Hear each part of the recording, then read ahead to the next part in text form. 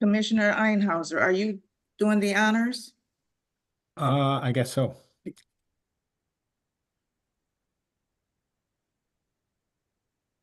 Okay. Let me expand my screen. All right, let's call the December 3rd meeting of the Finance Committee to order and call the roll. Commissioner Einhauser, Present. Commissioner Davis, Present. Chairperson Forte is absent. Mr. Chair, we do have a quorum. All right, thank you. Let's move to the approval of the agenda. I'll move that the agenda of October 1st be adopted. Is there support? Support. It's been moved and supported. Any comment or changes? Hearing none, all those in favor, please say aye. Aye. Aye. And that is adopted. Next, we have public participation. Mr. Chair, Yes. we have approval of the minutes next. Oh, I'm sorry. I thought we did that. Then before us is the approval of the minutes of October 1st. Is there a motion? Mr. Chair, I move that we approve the minutes of October 1st. All right, and I support that. Any comments? All in favor, say aye. Aye. Aye, and that's adopted. All right, now we'll do public participation. Mr. Chair, I'm looking at the attendee list. I do not see any hands raised currently. Okay, let me ask, is there anyone within the sound of my voice who would like to address the committee? I do see a hand. Mr. Chair, would you like me to read the script? Is there a hand? Yes. Okay, yes, please read the script. To make a comment, please raise your hand by using the raised hand icon on your desktop or mobile device using the Zoom app. If you are calling into the meeting by phone, press *9 to raise your hand. During public comment, after your name is called, you will be given permission to unmute. In order to begin speaking, you will have to unmute yourself. To do so, press the unmute button, which is the microphone icon if you're online or on the Zoom app, or *6 if you are calling in. At the beginning of your comment, please share your name and the community or neighborhood you live, work, or are representing. The timer will start after your introduction. You will have a limit of 3 minutes to make your comment, and please keep your comments to public comment. This is not an opportunity to request information or data, which can be done through the city's website or Legistar. If you make a comment, and in order for DWSD staff to follow up, we kindly request that you complete the comment card link located with the Board of Water Commissioners meeting event posted on the DWSD homepage at detroitmi.gov/DWSD. You will only be called upon once. Once the chair closes public comment, there will be no other comments from the public, and all attendees will remain muted for the duration of the committee meeting. Our first attendee is Attorney Hemphill. Ms. Hemphill, Counselor. Hello? Yes. Good afternoon, everybody. Thank you so much for having us here, Commissioner Einhauser. And thank you so much, Ms. Jones. I just had a quick question about the report for the Finance Committee today. I saw that it gave the financials for the past Lifeline, but did not give a lot of information for the Lifeline H2O. Will the Lifeline H2O data be given in the future I just wanted to know where to look. Thank you so much. What data are you looking for? Particularly, I know we had the 3.5 million for the H2O program. And we saw that there are a couple hundred people, almost just shy of 400 households that applied. So we were interested to, number one, know had the full funds been received from GLEWA, and then also how those funds are being drawn down from for processing applications. We know Promise Network is getting 15%, if I remember correctly, for processing for administering the program. And so we were just curious to see how those funds are being spent. Is it 15% of the 3.5 million, or is it on a per application basis? Mr. Chair, if I may. Yes. Yes, please. So this is a quarterly report for the Lifeline program. The new program is just started. We will be presenting information on the new program as we complete the first quarter of the program. All right, thank you very much. Is Mr. there any- Chair, I do not see any other hands raised. All right, then we will close public participation. And we will move on to communications, excuse me. Item 6A and B. We have the finance presentation for July and August, and we have contract and purchase orders. Mr. Rahman, were you going to make a presentation on the finance talk about the finance presentation? Yes, Mr. Chair. I think the first one is the July, August. This is just to receive and file. Okay. After that, the correspondence, and then I'll be presenting my September highlights. All right. Well, why don't you go ahead and do so? And then when you're done, we'll get a motion to approve or receive and file. All right. I will be presenting the September highlights. Excuse me, Istakar, Mr. Chair, these first two items are to just receive and file. He has another presentation on new business that's coming up. I see. Yes. All right, then. Is there a motion to receive and file the correspondence on items 6A and B? So moved, Mr. Chair. And I will support any discussion. All those in favor say aye. Aye. Aye, and that's adopted unanimously. All right, we have no unfinished business. So in new business, the September 2025 monthly financial review. Mr. Rahman, you have the floor. Yeah, thank you. Good afternoon, commissioners. Good afternoon, Mr. Chair. This is Istakar Rahman. I'm the Chief Financial Officer at DWSD. Today's presentation will be financial highlights for the month of September 2025. Since this is a quarter end, it will also have some additional slides that are presented to you on a quarterly basis. So I'll go to my first slide. September 2025 highlights, year-end audit status. Just want to give you an an update on where our financial statement audit stands for the fiscal year ended June 30th, 2025.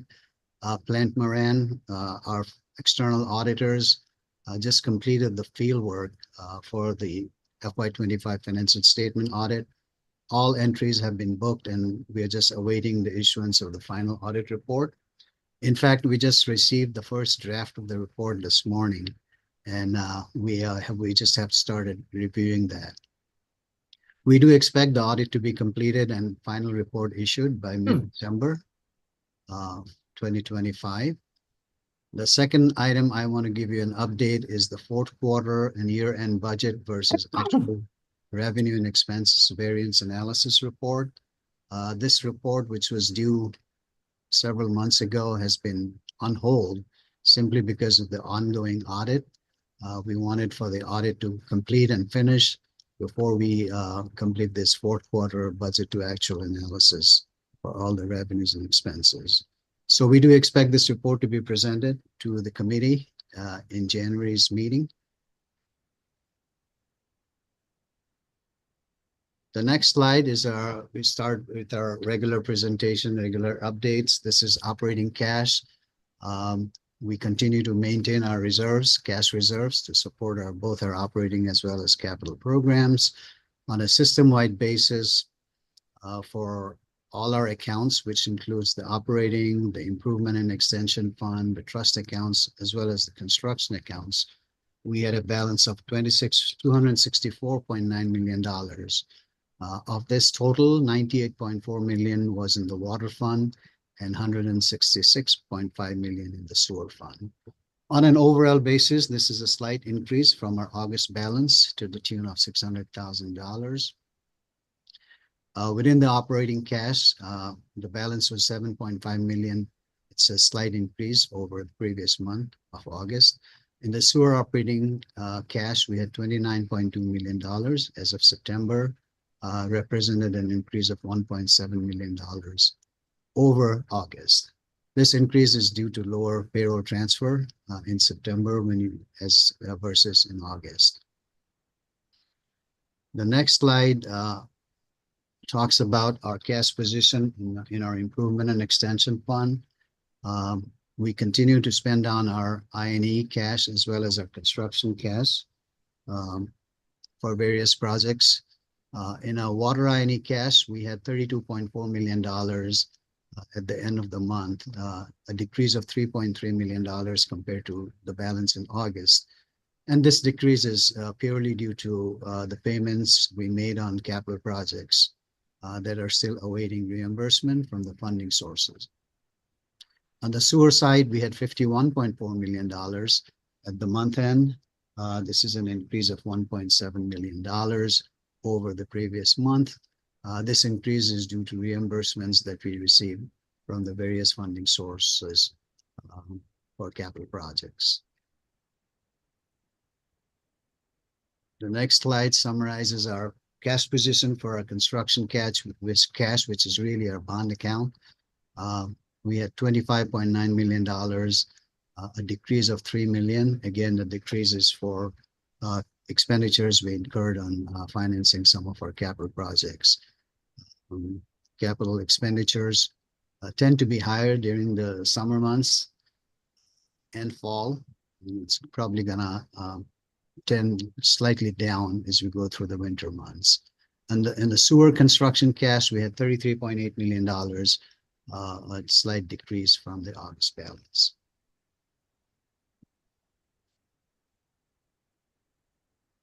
Cash held in trust. This is the account that GLWA holds for us. All our retail receipts are collected through our lockbox account here.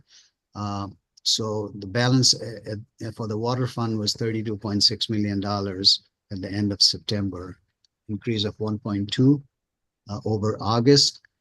Retail receipts for the month was $11.8 million. It exceeded our target collection by $1.2 million for the month. Our target collection for the month was $10.6 million. In contrast to what we collected in September, our August collection was $10.3 million. So that's certainly an improvement in September. On the sewer side, we had $52.1 million on account, an increase of $2.5 million over August. Retail receipts for the sewer side was $28.5 million. And again, we exceeded our target collection by $2.5 million. Our target collection for the month is for the month of September was $26 million. Contrasting with August, we had collected $27.1 million in August. So this is a slight improvement in collection for the month of September. This slide is a quarterly slide that we just present, showing you our various balances on a quarterly basis. So the last 4 quarters are here, both for the water fund as well as for the sewer fund. This is again a quarterly slide. we present to you our cash and investment position by financial institutions. So on top of the slide, you have the various financial institutions where we are holding our cash and investments. One point to note here is our investments in GovMig, which is the government, various Michigan governmental entities invest their money in a pool for a better rate of return. So it's called GovMig.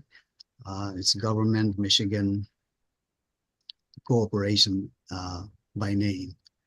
So more than 60% of our cash are in GovMig.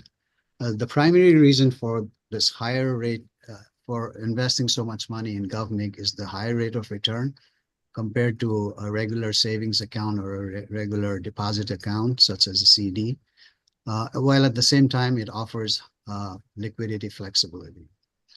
If you look at current CD rates currently going on in the market, it averages less than 4%, whereas currently high yield saving accounts will offer you 1.7% interest rate. Compared to this, GovMig return has been on an average 4.7% over the last 12 months. And that's the reason we park a significant portion of our portfolio in GovMig. These balances on this slide reflect bank balances and may differ from trial balance numbers that I presented in the earlier slides, mainly due to reconciling items. From here, we go to another slide, which is presented to you on a quarterly basis. This tells us the trend of our operating cash and interfund balances over the previous 12 months. As you can see, the operating cash and interfund balances are in a positive trend beginning for fiscal year 2026. The net operating cash and interfund balance as of September was $40.3 million, representing a decrease of $1.9 million over the past 12 months. The major reason for the difference is the drop in June. As you see that red line drop during the month of June. It dropped in June mainly because we had to settle some interfund balances between the funds as part of our year-end audit process. Since then, the line has started picking up again, and it seems like it has leveled over the line for the previous 12 months. The next slide is the same slide or same story. This is only for the sewer side. On the sewer side, we had $81.1 million in a combination of cash and interfund balances. And this represents an increase of $17.8 million over the past 12 months. Increase is mainly due to tax roll collection. We collected $8 million in June of 2025 through our tax roll collection process. And in the month of June and July, we also collected $7.5 million from Wayne Metro for our Lifeline program. Now we go to our comparative receivable accounts. Sales for the month of September was kind of steady, a slight decrease of $520,000 compared to August. Receivables of $332 million for all active accounts decreased by $2.1 million over August receivable of $334.1 million. And this is due to decrease in tax exempt and government receivables, offset by increase in residential receivable, as you can see in this little table below. September's cash collection of $40.7 million increased by $4.2 million over August's cash collection, which is good news. Bulk of this increase is collection from our tax exempt customers as well as government customers. We collected $2.7 million from the Henry Ford Hospital System, as well as from Wayne State. We collected $500,000. September's tax roll transfer amounted to $10.5 million, a decrease of 2.9, which resulted due to collection. Our active residential accounts increased by $3 million, and the aging also increased by 4 days in September. As you know, we continue to monitor our receivable balances, and appropriate allowances are made as and when deemed necessary, keeping the uncertainty of collection picture in mind. So our allowance for doubtful accounts was 75% of our total receivable, and this includes tax roll transfer. And this percentage is consistent with our percentages in the previous months. One more quarterly accounts receivable slide here. This is our agent report that tells us how our receivables are stacked when you see the time frame, starting with 0 to 30 days, all the way to receivables that are over 1 year old. 58.9% of this total receivable balance at this point in time, as of September, was past 1 year. In addition to that, $54.4 million, which represents 90.7% of inactive accounts, are older than a year. So we have strategized in terms of the inactive accounts. We are starting a collection process for all inactive accounts. This will be through a third-party collection agency. All our inactive accounts, or most of it, depending on the criteria, will be turned over to this collection agency for collection. This process is going to start shortly, within a few weeks. Once this is successful, or at least has a positive trend, we are expecting to see improvement in collection on this front. Once initiated, we will extend this effort to other classes of customers going forward. The total balance of receivables, gross receivable, was reduced by allowance for doubtful accounts. So the net impact is $302.6 million at the end of September.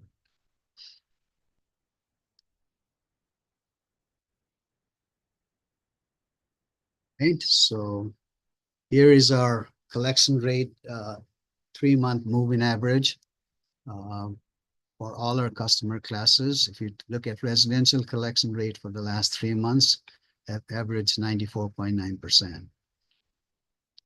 The August average was 95.9%. September collection decreased to 81.5% compared to 85.4% in August.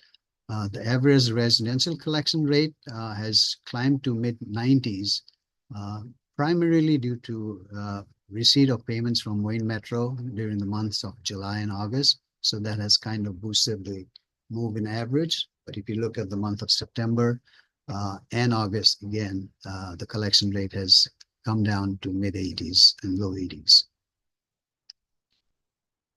Commercial industrial, a 3-month rolling average was 89.7% as of September, a decrease from August's 3-month average of 92.2%.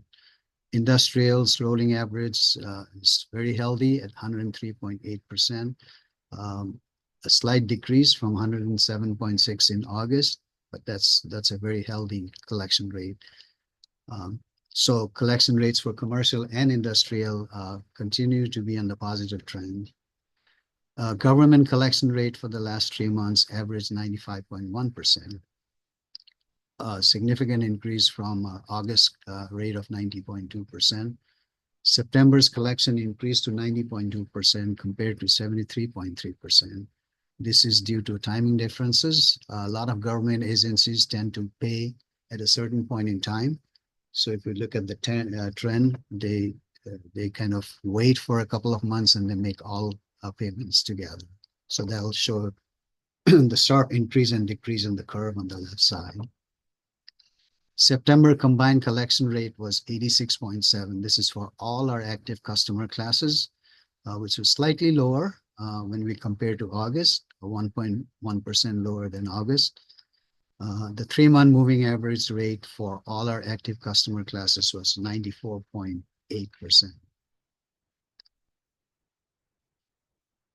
Now we'll be presenting the matrix for our commodity revenues as well as volume. September actual volume fell short of the budget by 6.3%. and was also 13.1% lower than August. 0.6% below September's actual 2024 volume. On a year-to-date basis so far, we are 2.3% below our seasonally adjusted budget. Looking at the revenue side, we fell short of the budget for the month by 7.2%. This was also 12.1% lower than our August revenue. But if you look at September of 24, comparing the same month to the previous year, we were 1.9% above. July and August are typically high volume and revenue months, so this we are not surprised by these variances. On a year-to-date basis, actual commodity revenue was 5% below. Again, this is September. It's kind of early in the fiscal year to draw any kind of conclusion. So we'll wait and see as the year progresses. This one summarizes our service charge matrix and revenues. Very steady in terms of our meter equivalents. If you look at our September meter equivalents exceeded the budget by 0.7% and was 0.1% higher than August. Year-to-date actual meter equivalents exceeded the budget by 0.7%. This kind of reflects that these numbers are holding steady or are increasing.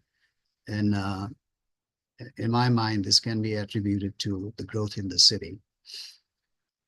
From the revenue side for service charges, we exceeded the budget by 1.1% for the month of September, and we were steady with when we compared with August revenue.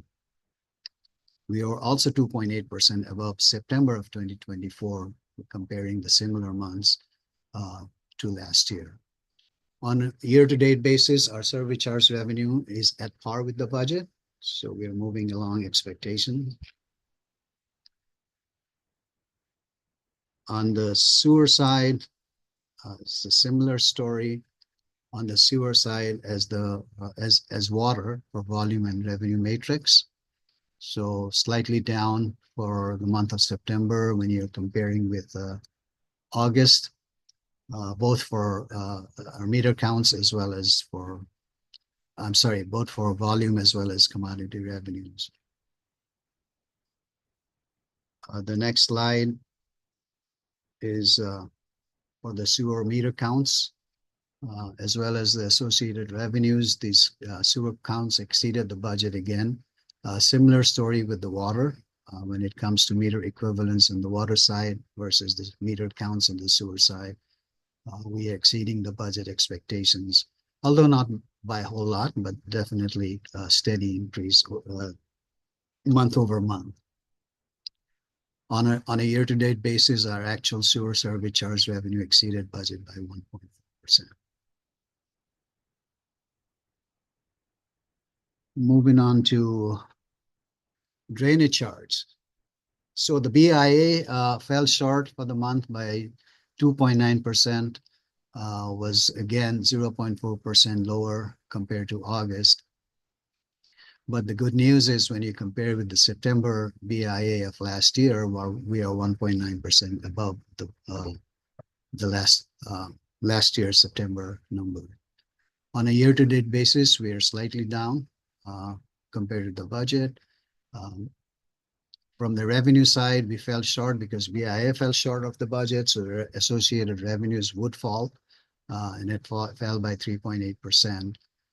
Was lower compared to August by 0.2%. Once again, from the revenue side, we compared to September of 2024, we are 6.5% above. On a year-to-date basis, we are 4.8% below the expectation.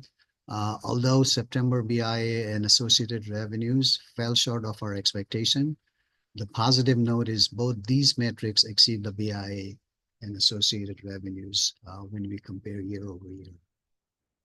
Again, I'm not too alarmed at this point in time. This is too early in the fiscal year, and certainly hope that these numbers will take a positive turn as the year progresses.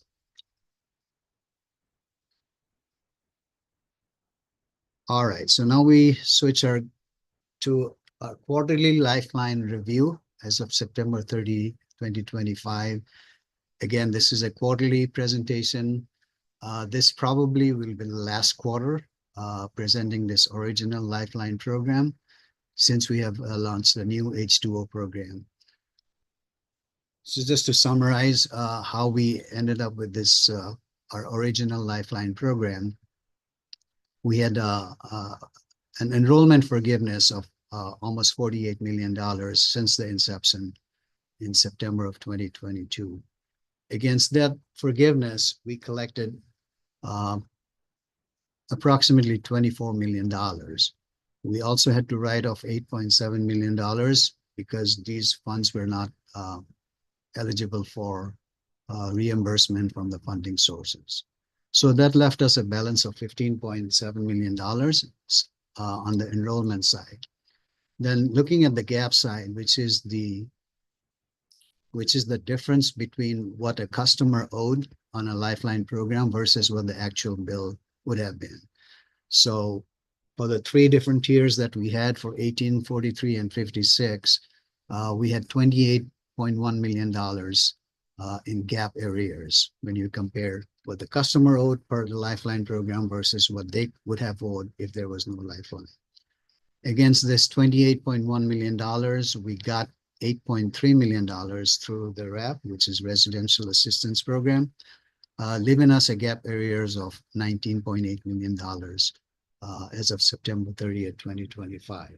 So combining the two, our total outstanding enrollment plus gap as of that time frame was $35.5 million, which was certainly an increase, but it was a better picture when we compared it to the last quarter when we had $40 million in that line. So summarizing this program, of the total program cost, what it cost DWSD, the original Lifeline program, our total cost was $76.1 million, $48 million in arrears, $28.1 million in gap. We collected $31.9 million against that cost, 23.6 towards arrears and $8.3 million gap. So at the end of the day, at the end of this program, our net exposure was $44.2 million, which is the $76.1 million minus the $31.9 million minus the $8.7 million adjustments that we had to make. So this, I think, will be the summary of our original program. As we launch into the new program, we will be presenting information on that program in the next quarter. I also want to share with you a good news of our success in our Easy Pay plan. This is a summary of the program's progress over time. The program has grown steadily and now stands at 38,000 participants as of September 2025.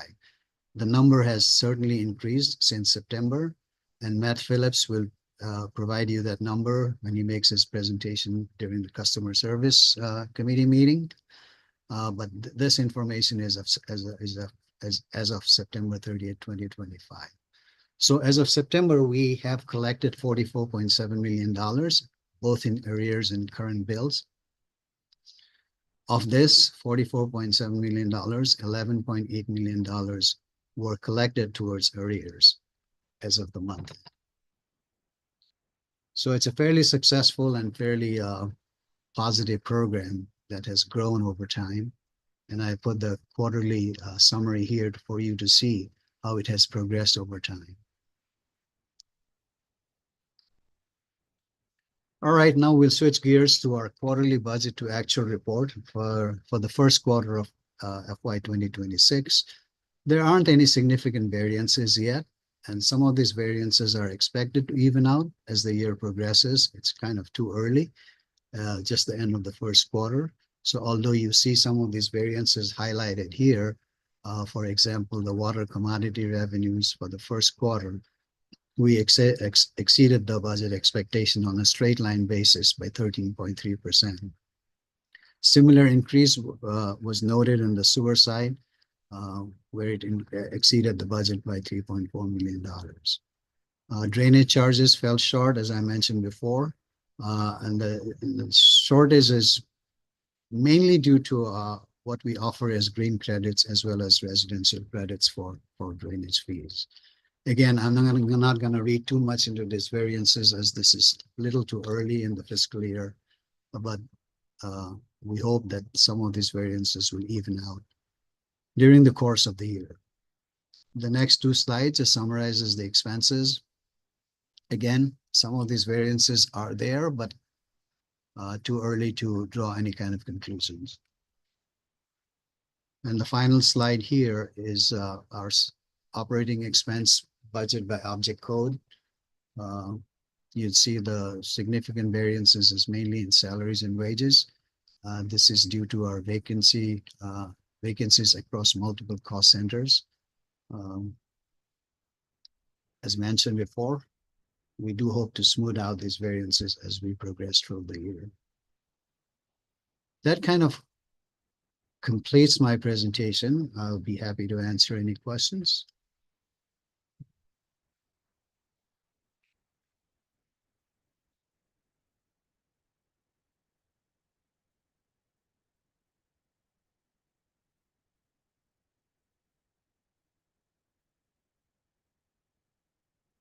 Thank you, Mr. Chair. That was my presentation.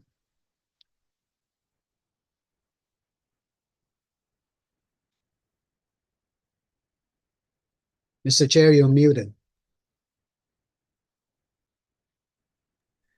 We don't have any contracts to approve today.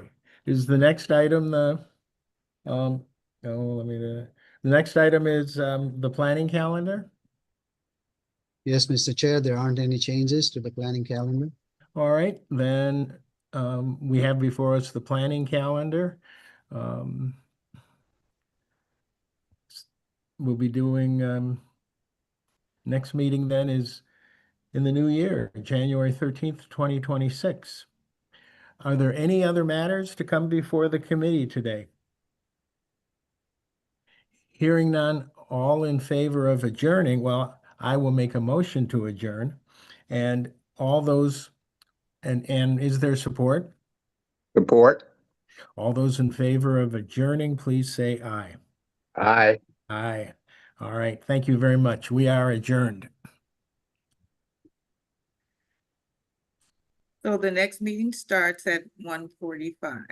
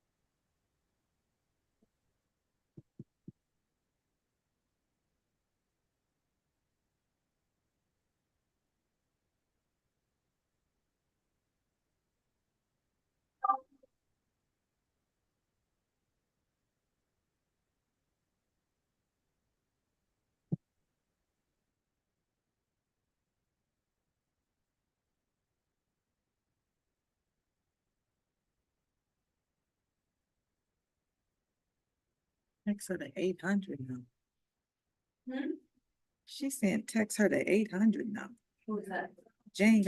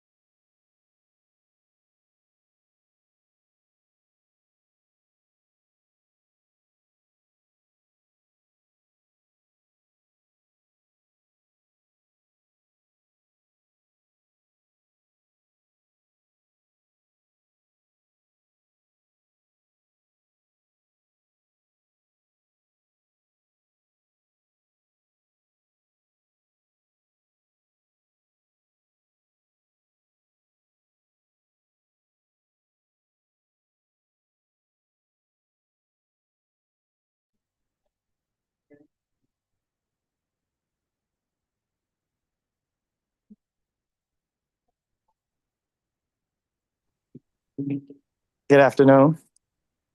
Good afternoon. Okay, are we ready to start? And just a second. Okay.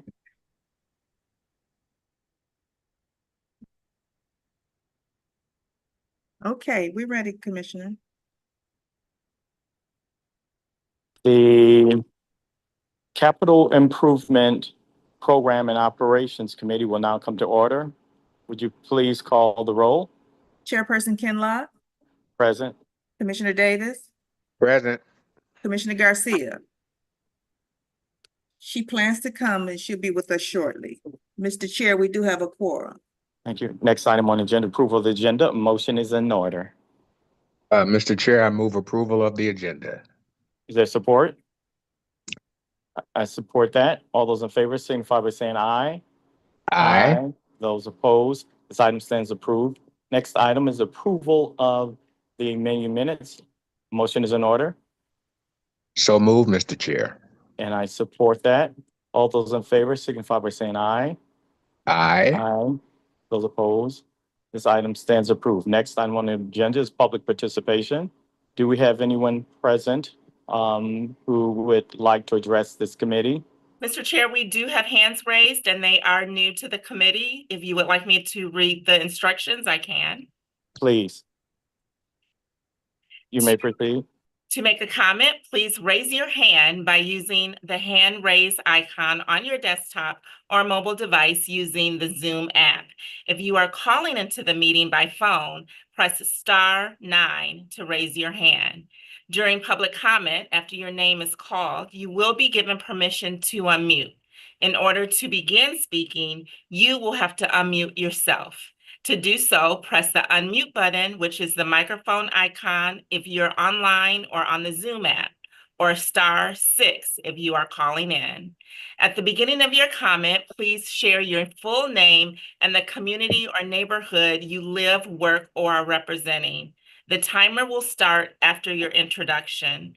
You will have a limit of 3 minutes to make your comment, and please keep your comments to public comment.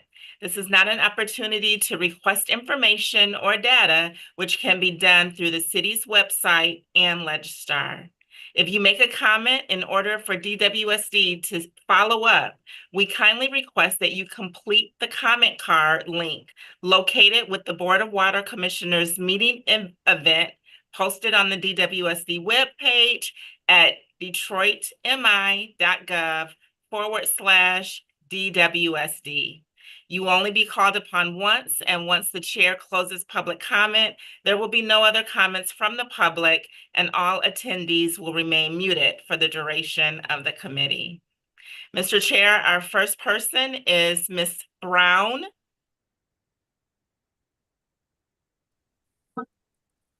Good afternoon. May I be heard? Yes, we may hear you. We can hear you. Okay, thank you. I'm calling because, again, my concerns has been the sewage system and the overflows of the streets. Some of us have still endured that situation, even though we have had our systems rehabbed and everything. I personally have had the sewer department have to come out here numerous of times to vacuum out the sewer drains, only because I've lost hundreds and thousands of dollars in materials and supplies. I've even had them themselves say that they're not understanding the backup in these drains. Some have shifted, some have cracks in it where the roots have grown up in these systems, and they've had to vacuum them out, snake them out, and root saw through them themselves just to get cameras down there. Now, I understand there's runoff and drainage fee, but why are we paying it when these things are remaining in our basements? We're still dealing with the sewage and stuff in our basements. I am not the only community member enduring this. I have taken a poll with others, and so many themselves are still enduring this situation. It makes no sense when the water and sewage department, as well as Great Lakes and the city of Detroit, know that it is the sewer systems that need to be rehauled. All of them need to be replaced and redone. For those of us that are still enduring this, to be requested to put in receipts and photos and all of this when they know themselves that this is the situation that we're concurring makes no sense. It is time that the city council or others step up and aid us in these situations. I was called talking about sending receipts. I grew up on this block. This has been something that this community has endured for decades. Receipts, do you have decades of receipts still remaining when we're being told over and over it's our system and not the water department or the sewer system, which is now known that it is? Someone needs to compensate those of us that have repeatedly endured this and have sent in complaints, have filed complaints, have been on these meetings and informed the water department of such situations. It makes no sense that we're continuing to endure this when the water department knows what's going on. I have had several advocate on my end to help aid in this. The fact that I'm repeatedly coming back to these meetings and being told, submit receipts. Well, I've submitted photos, I've submitted videos to the city council, to our ombudsman. Even Gary Brown himself knows this, as he was rude at the meeting that he hosted on the Zoom. I don't know how much more of this you all expect us to endure while you're study talking about price increase and hikes and, oh, we're going to give you payment arrangements. How about paying for the damages we've incurred over the years that you all know have taken place through the flooded streets, through the basements backing up? And it wasn't just during the one-time storm. This has been going on for decades. I yield the rest of my time. Thank you. Anyone else? Mr. Chair, we do not have any other names or hands raised that I see at this time. Okay. Okay, we'll now move. That's a next item on the agenda is communications. There is none. On next item, unfinished business, there is none. Next item, new business, item 2025-289, the quarterly year-end report update review. Who's here to present to this? Mr. Chair, I will be. Can you hear me?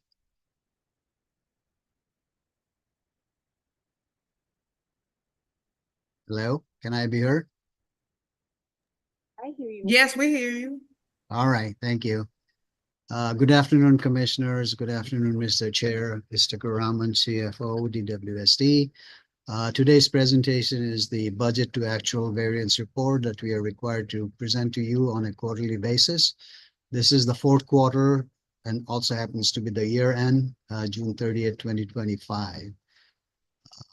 It's a brief presentation and I will just go through the highlights of our budget to actual comparison for the fourth quarter and the year end. So as I mentioned, this is the 2025 year-end report. All projects are within the approved contract amounts except for 6 projects, 2 in the water fund and 4 in the sewer fund. In the water fund, we have project CS 1921 that exceeded the budget by $959,000. However, the shortfall is being covered by funds available in CS 1921 in the sewer fund, where the funds are no longer required. So it's kind of a swap between water and sewer. So although it exceeded in the water fund, but it's made up in the excess funds available in the sewer fund. There's another project, PC 803B, that exceeded the budget by $11,000. This is due to project costs not updated in the CIP on a timely basis. So the CIP had approved amount, and there was an amendment that within the project cost, and we did not really update the CIP on a timely basis for this $11,000. These 2 projects are highlighted in red in the attached water projects list you'll see coming up in the next slides. In the sewer fund, we have 4 projects that have exceeded the budgeted expenditures.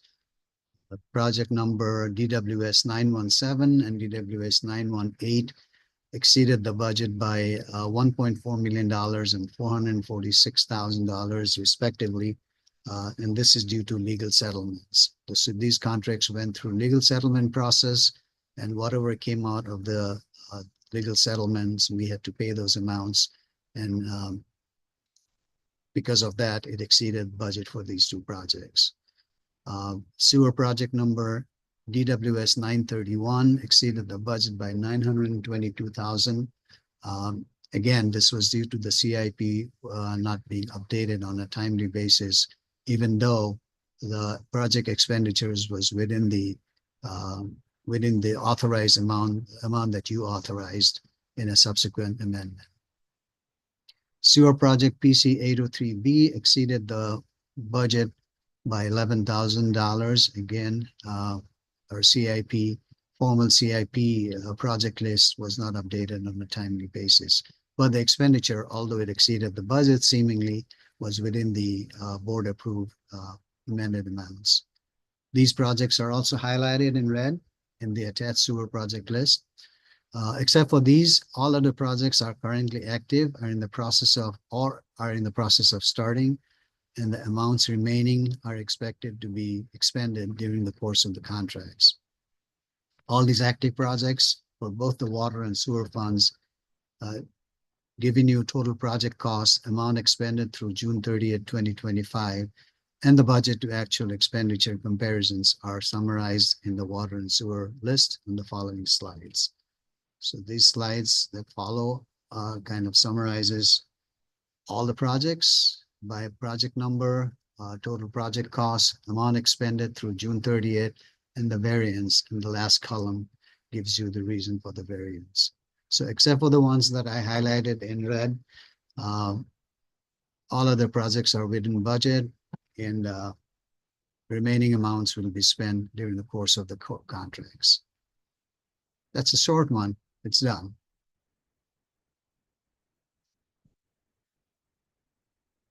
If you have any questions, I'm more than happy to answer. Thank you. Any questions? Are there any questions? Okay, agenda. Next, let's see. Next item on the agenda is item 2025 -290. Who's here to speak to this? Mr. Chair, there's another budget to actual report. Oh, okay, I'm sorry, I didn't see that. Okay, so we will now go to 2025-29-1. You may begin.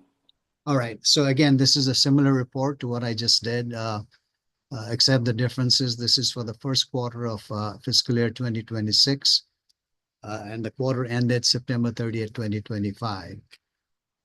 I'll just summarize the highlights for this quarter as well.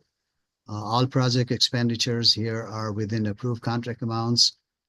For this quarter, we have 7 projects, 2 in the water fund and 5 in the sewer fund that have exceeded or have variances when compared to the budget. Water project CS 1921 exceeded the budget by $959,000. This is the same one that I just explained in my fourth quarter report. The shortfall is being covered by excess funds available in the sewer fund. So again, overall, no negative variances. It's just a swap between the water fund and the sewer fund. Project PC 803 exceeded the budget by 11,000. Again, it's the same variance I reported in my previous report. No change in that. And again, this is due to the CIP not formally updated on a timely basis. These 2 projects are also highlighted in red in the attached slides that are coming up. That details the project list. Within the sewer fund, we had DWSD project DWS 917 and 918 exceeding the budget by $1.4 million and $446,000. As I mentioned before, this is just a replica of what we did for the fourth quarter. These projects were settled legally, and then we had to pay the legally agreed upon amounts, which exceeded the approved budget by these amounts respectively. Sewer project DWS 931 and DWS 965 exceeded the budget by $920,000 and $29,000 for the similar reason of the CIP being not updated with the formal amended amounts that you approved and eventually the board. Sewer project PC 803B exceeded the budget by 11,149. Again, within the approved board approval, but the CIP formally not being changed on a timely basis. Again, these projects are highlighted in red in the sewer project list. All other projects are currently active or are in the process of starting, and the amounts remaining within the variance column are the amounts that we expect to spend during the course of the contracts. All of these contracts are highlighted in the slides following this slide. If we go to those slides, similar format to our previous report. We have the contract numbers, the description of the project, the total project cost, amount expended through September, the end of the first quarter, and the variance compared to the project cost and the reason for the variances. So only those 7 projects are highlighted in 7. Highlighted in red, I mean, and those are on the summary page that I just explained. Any questions, I'll be happy to answer, but that concludes the presentation. Thank you. Thank you. Okay, we will now go to the next item on the agenda. And that is 2025-290. Who will speak to this item? Who will speak to this item? Hi, good afternoon. My name is Lisa Wallach. I'm the Field Services Director for Permitting and Stormwater. And I will speak to this item. Can I share my screen? Okay.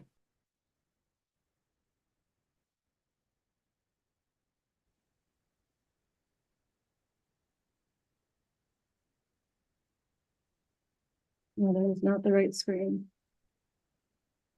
My apologies.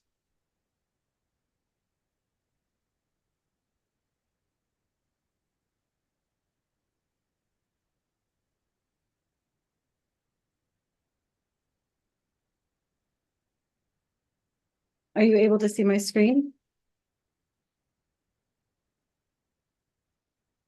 Yes. Okay. So I'm here to give the Permitting and Stormwater Management Group fiscal year 25 update. Just an overview that DWSD does advance multiple initiatives to reduce the impacts of stormwater on the city. We want to keep basements dry, reduce flooding in the streets, and create capacity in the sewer system. And so a few different ways that we do that is peak flow control, which is holding that water back, detaining it, not letting it into the system during a snow melt or a rain event until after the storm has subsided. We also do source removal. We want to just get it out of the system completely. So we either try to redirect the water to a river, the Rouge or the Detroit River, or have it infiltrate into the ground. We also require redevelopment to manage their stormwater on their site as part of new and redevelopment, as part of the ordinance that was enacted. And then we collaborate with partners with other agencies and surrounding communities whenever possible to have cost-effective stormwater management strategies within the city. Getting to regulations, in fiscal year 25, we had 24 new stormwater ordinance projects approved that manage over 75 acres of drainage area. So overall, we've approved over 140 stormwater ordinance projects since it was enacted in 2018. And we're managing over 280 acres of drainage area as part of that. And we detain over 42 million gallons of volume as part of enacting this ordinance within the city. So that's had a huge success on stormwater management. We also have to be in compliance with our MS4 permit with Eagle, which is the Municipal Separated Storm Sewer System. We did have an audit with Eagle and have to update our and amend our city code to align with the request made by Eagle. We were able to pass that in June of 2025. We also in fiscal year 25 won the National Municipal Stormwater Award for our MS4 program here in the city. And that was awarded through the Water Environment Federation. So that's quite a nice award, nationally recognized, even though only a small portion of our city is considered MS4. We still do a great job of keeping up with our permit requirements. And then we had our GSI program projects that we needed to complete for compliance with our NPDS permit. And so we have now met permit compliance with 20 projects officially installed.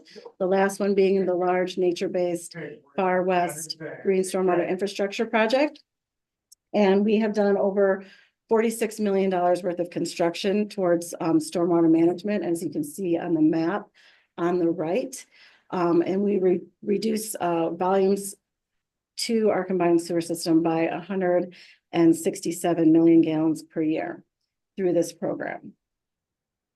So we still are ongoing efforts. We have planning, design, shovel-ready construction projects still ongoing right now.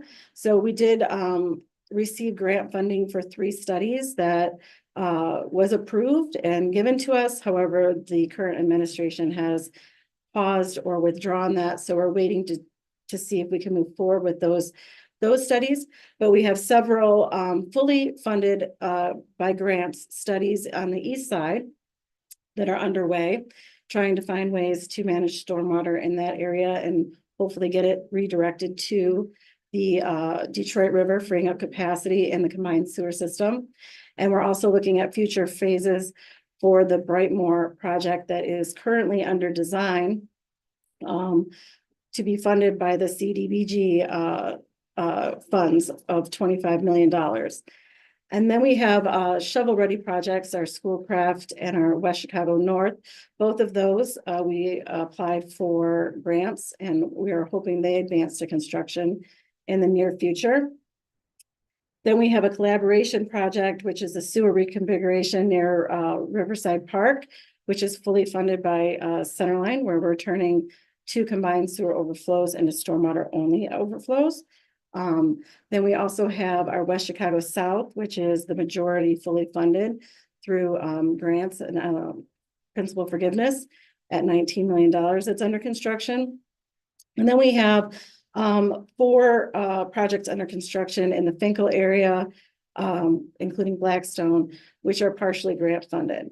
So we have a lot going on right now still to advance initiatives to manage stormwater in the city of Detroit. And one of the major ways that we do that is through collaboration.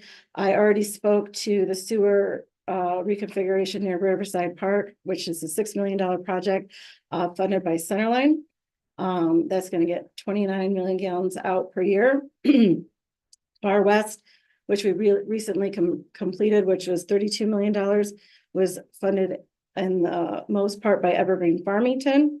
That's getting 100 million gallons out a year.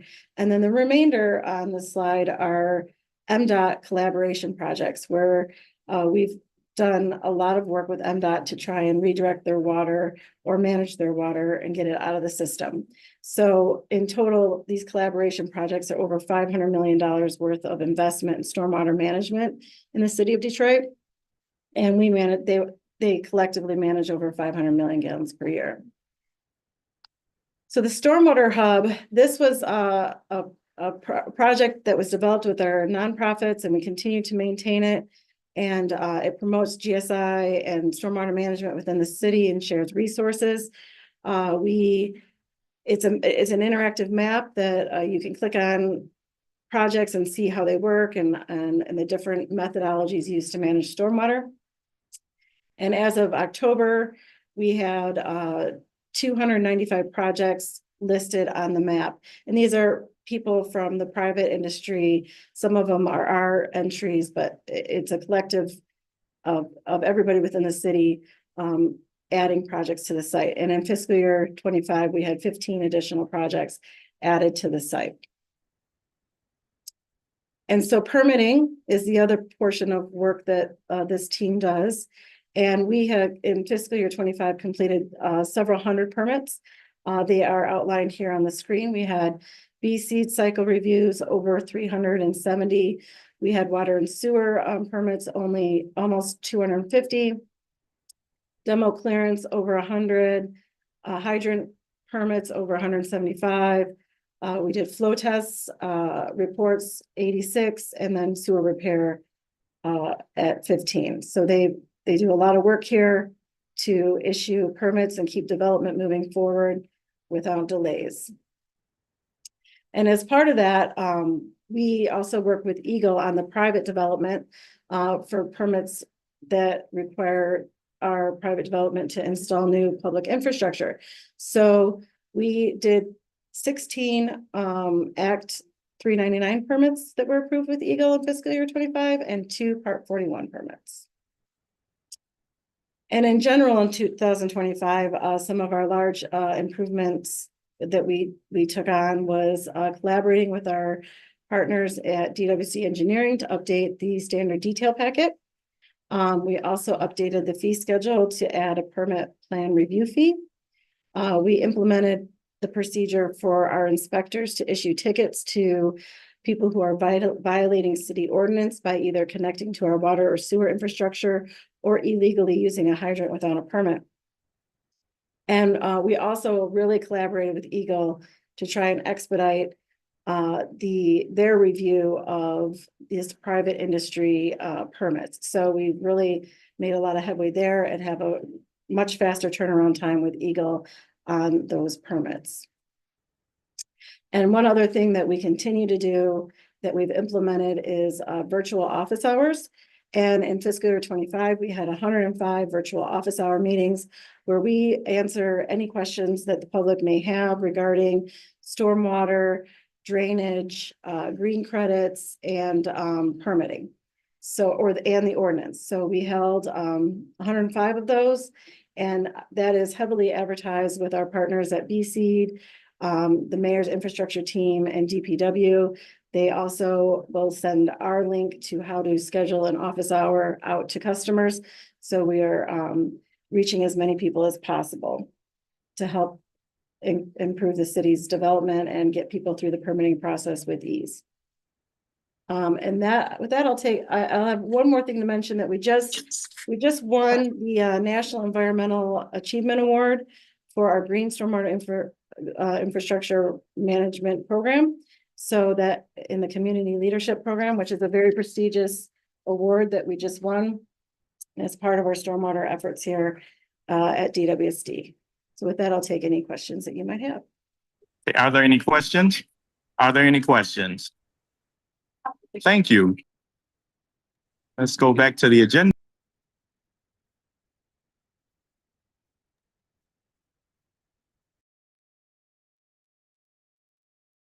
We'll now go to item 2025-305. Whereas the 2015, the Board of Water Commissioners for the City of Detroit Water and Sewage Department to authorize the director to approve the accompanying Michigan Department of Transportation Performance Resolution. Yes. Who will speak to this? But this is a motion item, Commissioner, so are you moving this item? At this time, I was going to say who was going to at least give us some background on this. Okay. I can, Mr. Chair. Thank you. Sam Smalley, Deputy Director. Item 2025-305 is an annual permit with the Michigan Department of Transportation. It allows our crews to work within MDOT right-of-ways throughout the city of Detroit. It has certain conditions and requirements that we regularly meet. So we're asking for this committee to forward it to the board for full approval. Now I understand what Marion was saying, so let the record reflect that that as she indicated, this is a resolution. And so I move that the Board of Water Commissioners for City of Detroit Water Department authorize the director to approve the accompanying Department of Transportation resolution, authorize the director to take such other action as may be necessary to accomplish the intent of the vote. Support. It's been moved and support. All those in favor signify by saying aye. Aye.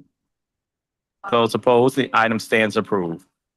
Next item is item number 2025-306. The Board of Water Commission for the City of Detroit authorized the director to approve the accompanying Wayne County Department of Public Services model community resolution. I so move to authorize the director to take such other action also as may be necessary to accomplish the intent of this vote. Is there support? Support. Been moved and supported. All those in favor signify by saying aye. Aye. Those opposed? The item stands approved. And who would like to speak to this? I will again, Mr. Chair, similar to the MDOT one we just approved, there are both MDOT, Wayne County and city rights of way throughout the city of Detroit. This is for an annual permit for our crews to work within the Wayne County rights of way. It's an annual process. It has certain requirements that we abide by when working within Wayne County right of way. Are there any questions? Any questions? Okay, thank you. Next item on the agenda is a planning calendar. Please note on the items listed under the planning calendar. And Mr. Chair, yes. Did you vote on that? Yes, we did. Okay, Yep, it meant the motion passed. okay. Thank you. Thank you. And the planning calendar, the quarterly reports, review the quarterly four-year ending June 30th, 2025. So are there any items on here that we're being presented with today? Yeah, all three of those was presented today. So we are up to date at this point. Okay, next item is other matters. I know of none. Next meeting is Tuesday, June 10th. That's June January 13th. One moment. What were you saying, Marion? That's January, not June. I'm sorry, January. January, the next meeting is January 13th, 2026. And at this time, we will now entertain a motion to adjourn. So move, Mr. Chair. And I support. All those in favor signify by saying aye. Aye. Those opposed, the meeting stands adjourned. Thank you. Okay, we have 13 minutes to the next meeting.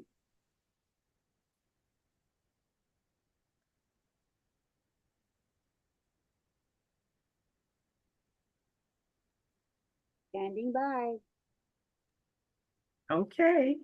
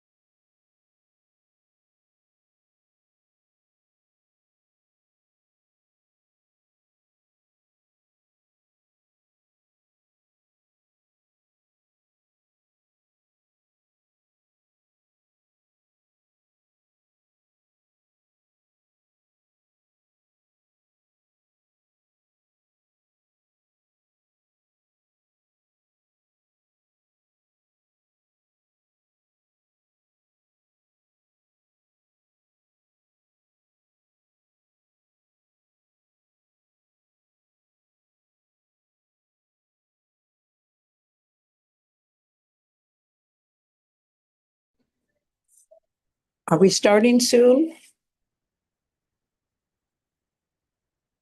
Yes, we are starting. Oh. soon, but we Yeah, wait. We waiting 5 minutes. Oh, Jane, it's so good to see you. Can you hear me, Jane? Can you hear me? Jane, can you hear me? Oh, boy. Is she unmuted? Jane, you're on mute. Jane, you are on mute. Cindy, no. Okay, there's. Can you Jane, hear me, Madam Chair? now we can hear you, dear. Yes, thank you. So don't mute yourself. Just stay on there. Just stay on. Anything, Jane. Thank you. Oh, now she. Madam Chair, can you hear me? I can't hear you. Oh, Oh, yes. Okay. Okay, let me tell her how can I hear her. Yes, I can hear you. How can I tell her? Oh, chat. She won't look in the chat. I can hear you. Yes, yes.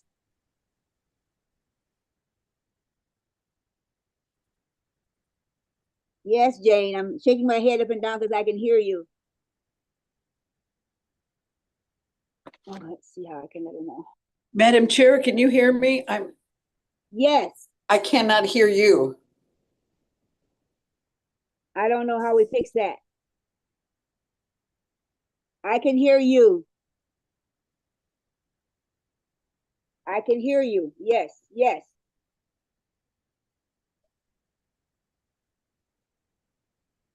Let me see if I can answer her.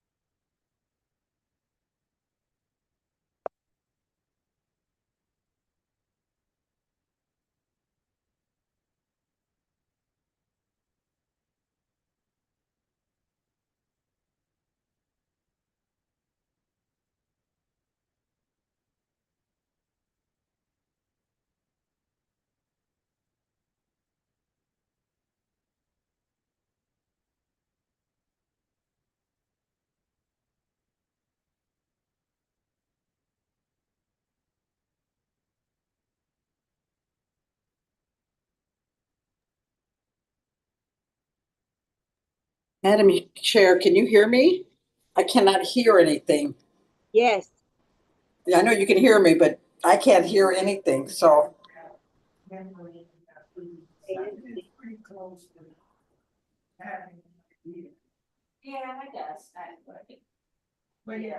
Marion, can you hear me? yes, I can hear you. Okay, so she's saying she can't hear anything. We can hear her, but she can't hear anything. How do we fix that? Can it be fixed? I don't think it can. I don't know what we do in that case. I'm not sure if I'm muted because the meeting hasn't started. Can you text It me? could Let be me her speaker know. settings, Keep but she will have to, I can call her again. I can tell her, yes, we can hear her. I don't know how Okay, she's the captain, but she can hear us. okay. I'll give her a quick call. Thanks. Excuse me for 1 minute. Marion, Yes. Marion, we can hear everybody Mary, in your can you hear, background can you talking. see me? Yeah. Okay, good. I can't hear anything, but okay. Yeah. Thing, who was talking? Matt, what did you say? Marion, we can hear Tiana in the background. Okay. Just letting you know that we can hear the conversation in the background in your office there. Oh, what fun this is. Sometimes technology is great. Sometimes it's a At least I challenge. know I'm on board. I I can't hear anything. Gotcha. Thank you. Thank you. How's she gonna say yes? Jane, say yes. Right. If she can't hear anything, how's she gonna? Raise your hand This- and say yes. I don't know how we say this. Oh God. You can You type can't it. hear you say that though, Mary. I'm trying to Right. type it to her. Yes. Let's see. I don't know. Where's our legal people? They might have to chime in. I don't know. Because if we Yes. can't hear her, she can't respond to anything. Raise your hand yes if she wants to say yes, or no if she wants to say no. One So, for yes, two so for she no. has to be able to actively participate. Right. Audibly, you mean? Yeah. Yeah, she could by gestures indicate if she's having a problem, but Oh my. Oh, Jane. I said yes, but it goes back to the, So, Madam Chair, it is 2:31. We need to. no, I don't see audio. Okay. Okay, well, I tried. Thank you. Appreciate it. Let me call the Customer Service Committee meeting to order. I can't see the time right now. Let's see. It's at 2:31 now. Yes. On this day of December 3rd, 2025. Madam Secretary, would you please call the roll? Chairperson Blackman, Present, Detroit. Commissioner Forte is absent. Commissioner Garcia is absent. Madam Chair, we do not have a quorum. Okay, she's absent. She's not really absent, but she cannot be. Well, same thing. Madam Chair, I can hear you now. We'll have to declare this meeting. Can she hear us? I'm here, but I said I can hear you now. I couldn't hear you before. Okay, Jane, great. Okay, so now can we have a roll call again, please? Yes. Chairperson Blackman. Present. Okay. Commissioner Garcia. Yes, ma'am. She's present in Dallas. Okay. Commissioner Forte is absent. Madam Chair, we have a quorum. All right, then we're moving on now to approval of the agenda. Is there a motion? So move. Seconded? Any discussion? Hearing none, all those in favor, please say aye. Aye. Opposed, nay. Motion carried. The next item is the approval of minutes of November 5th, 2025. Is there a motion? So move, Madam Chair. Moved by Commissioner Garcia, seconded by myself. Any discussion? Hearing none, all those in favor, please say aye. Aye. Aye. Opposed, nay. Motion carried. Next item then is the public participation. Is there anyone who has expressed a desire to speak before this committee? I'm hearing. Madam Commissioner, Madam Chair, yes, we have two hands raised. They have both been in the assembly, so they have heard the script. So we can proceed. We have Beulah Walker. Thank you very much. Ms. Walker, welcome. Glad to hear from you. Hello, may I be heard? We hear you just fine. You're not in the courtroom. We can hear you as long as, please. I just want to make sure. Good afternoon, commissioners. Good afternoon, Madam Vice Chair Blackman and everyone on this committee. My concern is, as you all hear every week or every 2 weeks, is the flooding in the city of Detroit and how the water department, legal department has picked and choose the language to fit the narrative and not to compensate any city of Detroit residents when it has came to the flooding, especially when I have 4 clients on Gilcrest, when the Detroit Water and Sewage Department main water service line broke, it flooded their homes. When the Detroit Water and Sewage Department attorney, Mr. Scott, has decided to interpret the law to not pay city Detroit residents, to refuse to compensate them anything. The laws on the books that we have for the state of Michigan says that the city Detroit resident is responsible for sewage, not clear running water, due to lack of 12 hours of Detroit Water and Sewage Department water main break, flooding the streets into people's homes and their cars, and they're losing things. When you lose your home, that is all you have, regardless of whether people agree to disagree. But if you lose your home or you experience any flooding, molding, dishwashers, washing machines, dryers, clothing, family meals, furnaces, $10,000 furnaces. Our 4 clients on Gilchrist Street have not been financially compensated. The only thing we have heard from Director Brown is that they need to enroll into the basement protection backup plan, but that has nothing to do with Detroit Water and Sewage Department water service line breaking. Thank you. Thank you, Ms. Walker. And believe me, we can identify with the customer's concerns, and we're doing everything within our power to be able to respond. But we can only do so within the confines of our qualifications for reimbursement. Madam Chair, we have Cecily McCullen. Ms. McClellan, if you please state your concern. Yes, thank you for this opportunity. Happy holidays. Cecily McClellan with We the People of Detroit Waterworks. We continue to receive calls from residents seeking assistance. And many of these residents have already been on the Easy Pay program, and all of them have arrearage. We need water affordability now. And Mr. Rockman in his report in the Finance Committee indicated that over 38,000 residents have applied for the Easy Pay program.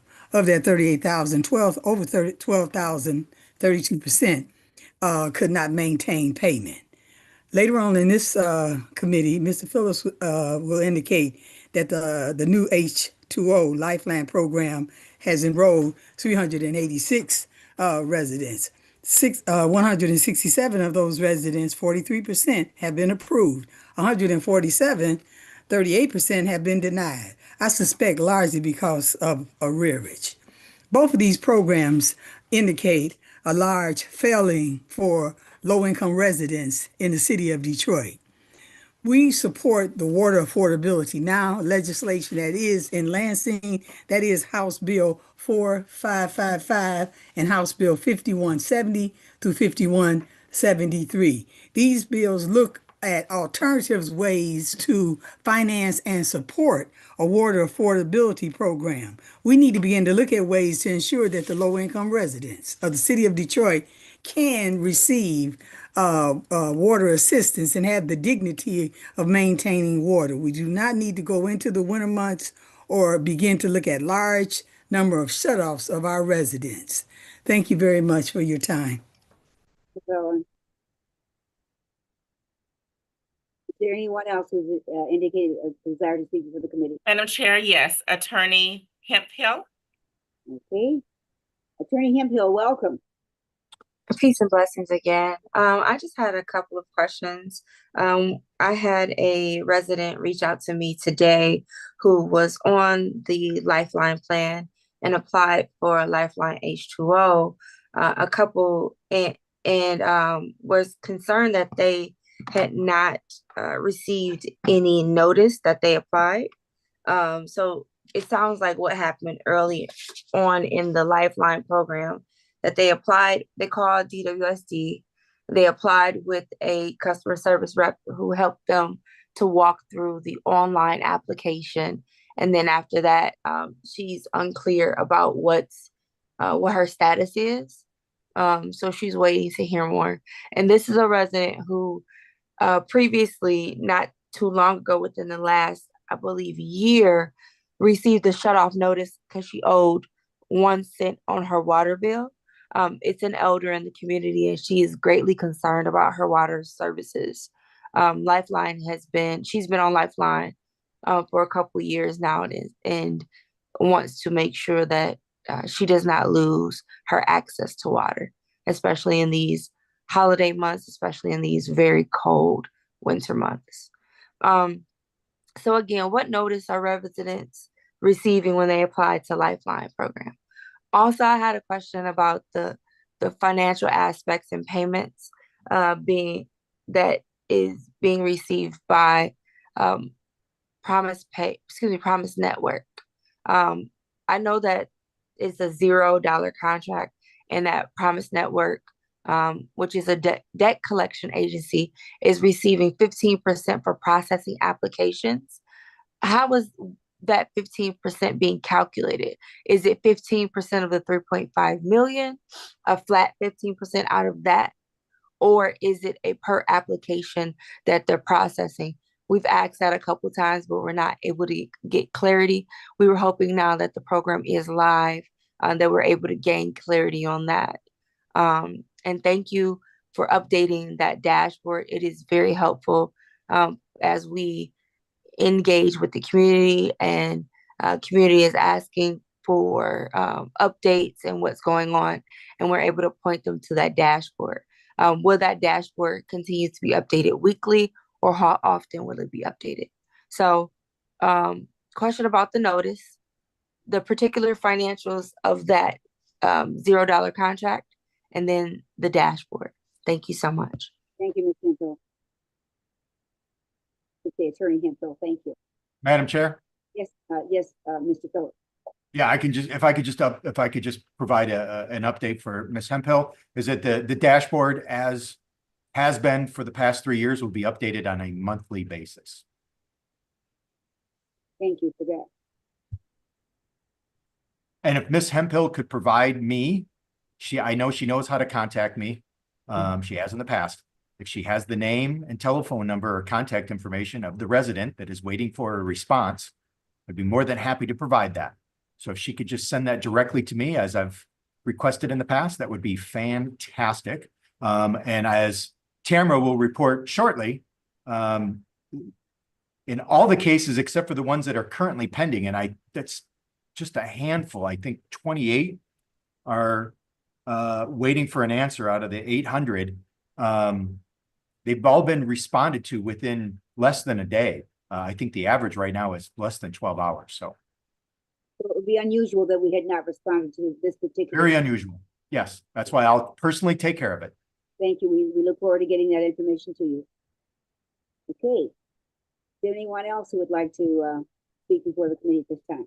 Madam Chair, I see no other hands. Thank you very much. Then we will close public comment, public participation, pardon me, and move on to communications. We have none. Unfinished business, we have none. New business, we have our customer service presentation. I don't know who will be doing that. Will that be you, Mr. Phillips? Madam Good Chair, afternoon, Commissioner. Oh, I'm sorry. That would be myself, Customer Service Manager Kimberly Crowell. Please proceed. Can you hear me, Ms. Crowell? I can. I'm waiting for the presentation to be presented. The PowerPoint, thank you. Good afternoon, Commissioners. Again, Kimberly Crowell, Customer Service Manager at the Detroit Water and Sewage Department. In the month of November, we received over 44,440 calls, and we responded to more than 6,120 emails. Our total that equals to nearly 50,560 total customer touch points. We averaged about 2,974 contacts per day versus the 1,400 contacts that we are currently budgeted for. In total, with our customer service calls, our emails, and our self-service interactions, we had a total of 122,925 contacts for the month of November. Our customer contact volume is 112% over forecast per day. Next slide. Our overall average speed of answer is 11 minutes and 51 seconds. For our emergency line, calls were answered within 4 minutes, 54 seconds. Our non-emergency line calls were answered 14 minutes and 11 seconds. Our customer satisfaction CSAT score is at 80%, and our first call resolution is at 70%. I would like to highlight that our customer satisfaction, we have exceeded this goal again for 27 straight months. So I'd like to acknowledge that. Commendations on that as well. Thank you. I would also like to demonstrate our 6-month outlook. So again, our average speed of answer, we stayed under our 15-minute goal. So I would also like to point out that during this month of November, our customer service team, that we did meet our KPIs for our average talk time, our average hold time, our average call after work, and even our abandoned calls. So the team did a great job in spite of being understaffed. We still continue to meet these KPIs. The Easy Pay program, we're still going strong for 16 months. We're seeing great progress with the Easy Pay. Our success rate is at 67%, which means that more than 2/3 of our enrolled households are meeting their payment commitments. Out of the 43,221 households that have enrolled in Easy Pay since its existence, we have 29,080 accounts that are current and have settled. Out of that 29,000 total, 25,611 accounts are current and 3,469 households have completed their agreement.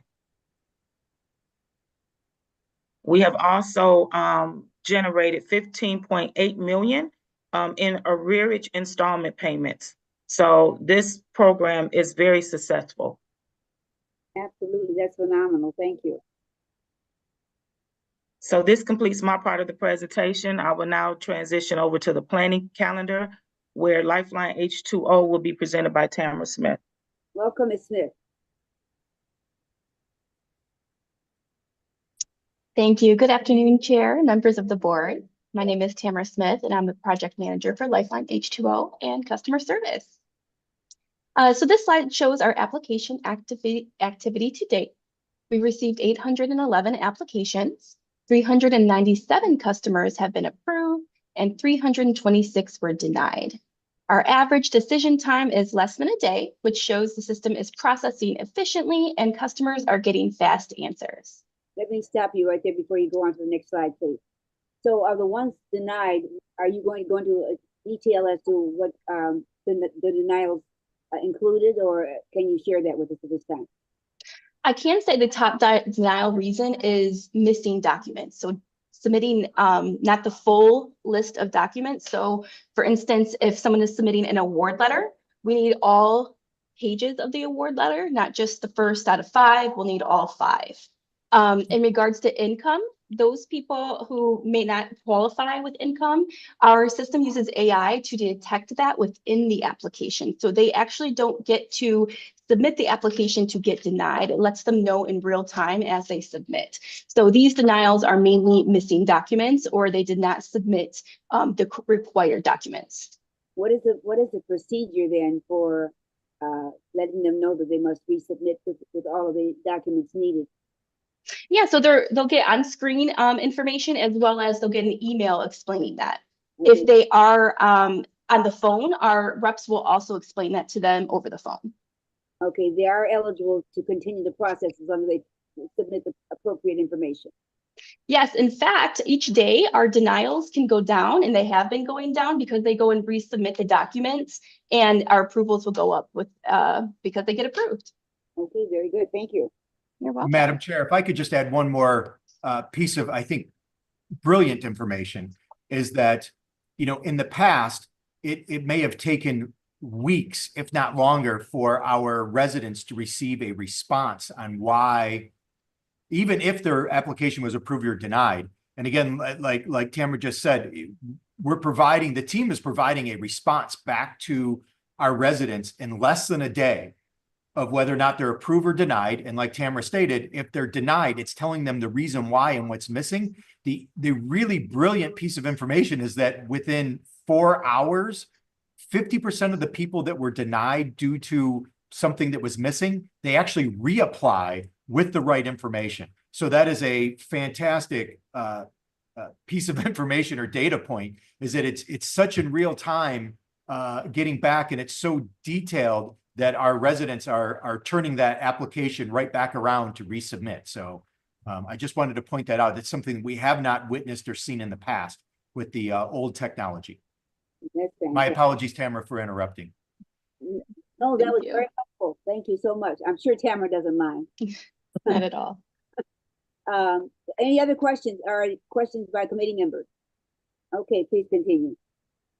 As a brief recap, the Lifeline H2O website and application are fully live. Residents can apply online or through the Lifeline application hotline. The application was designed for ease by giving step-by-step instructions. It's mobile friendly, and we do have bilingual phone support.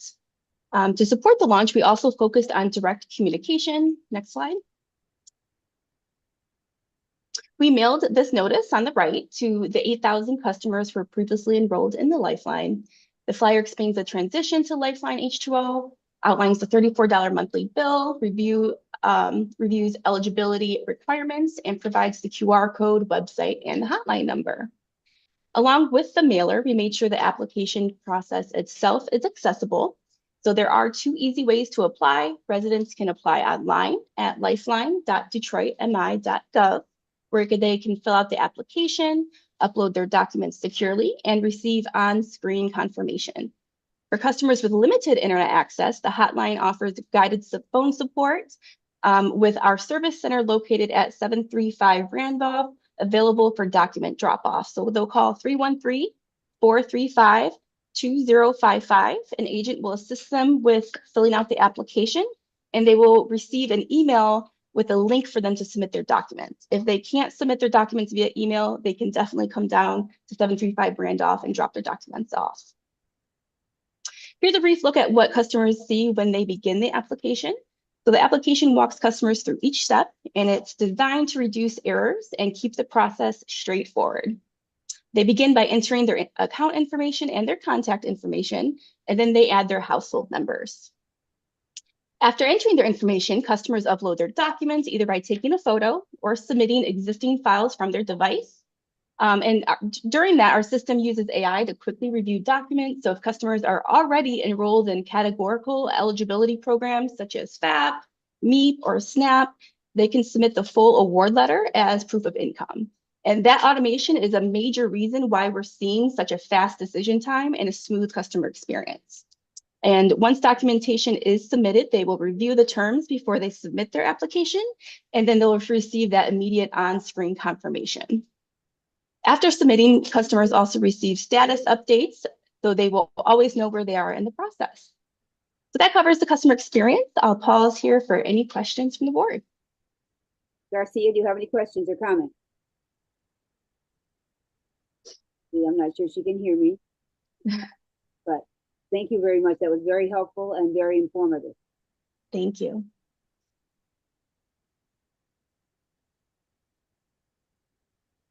I don't see a screen, so I can't speak to what's next. It is me, so I'm just getting prepared. I'm so sorry.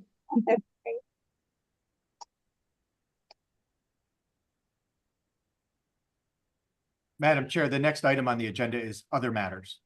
All right. Are there any, I can't see, so I'll just speak. Are there any other matters to come before this committee?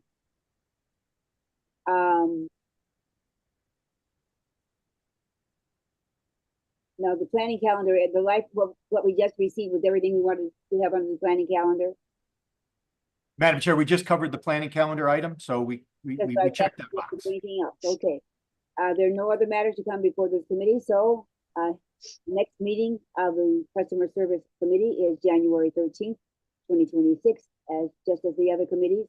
So if there's nothing else to come before the committee, the chair will entertain a motion for adjournment. Commissioner Garcia, you're on mute. Commissioner Garcia, you are on mute. Madam Chair, I'm unmuted now. All right. Do you submit a motion to adjourn? Okay. All right. Then moved by Commissioner Garcia that we adjourn. The meeting stands adjourned. Thank you, Madam Chair. Thank you very much for being with us. So we have 6 minutes for the next meeting, for the HR meeting. I can't believe I finished on time this time. Thank you. You beat me to it, Madam Chair. I was just about ready to say something to Marion to say, hey, keep this on record that we were 6 minutes ahead of schedule. Thank you. We have 6 minutes? Yes. All righty, I'm going to excuse myself for a couple minutes. Thank you. You're welcome. Thank you, Kim. Thank you, Tamara. You need me to stay on, right, for the next meeting? Yes. Okay. Let me just say, I hope that everyone. Madam Chair, it goes in and out, but okay. I hope that everyone who was on today from staff will be available at our next meeting, so we can wish everyone happy holidays.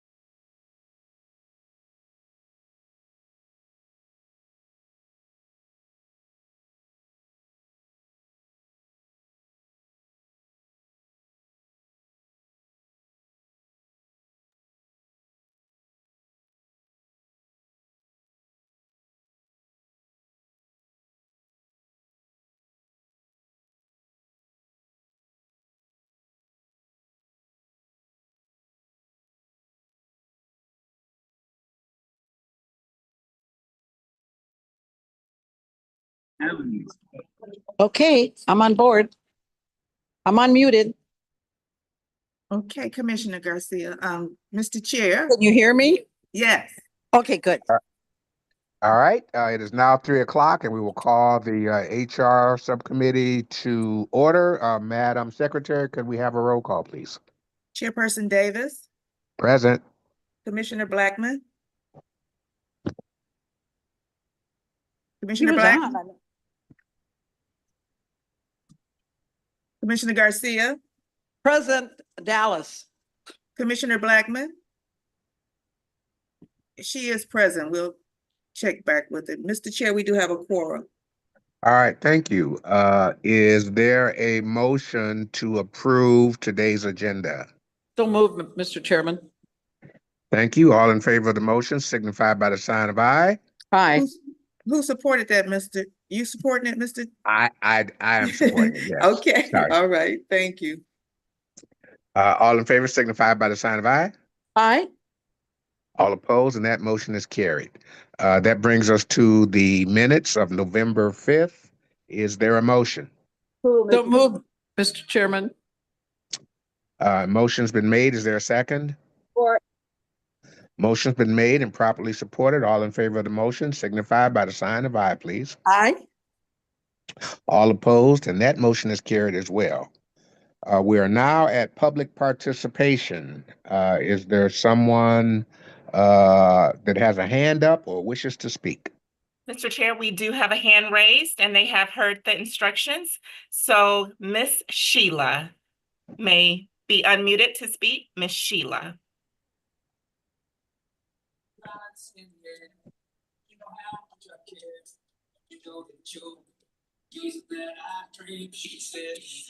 Hello, Miss Sheila, are you able to speak with us today?